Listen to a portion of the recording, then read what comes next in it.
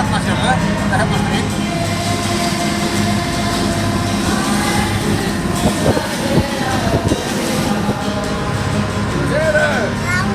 Hvað segirðu? Við komum þar upp og þurfum að henda spotta fyrir stóran stein sem er upp á hausnum á henni til þess að fara alla leiðinu upp. Og síðastur til þess að fara hér upp var skipstjórinn á skipinu Viggo Jónsson, hann fór upp 2004.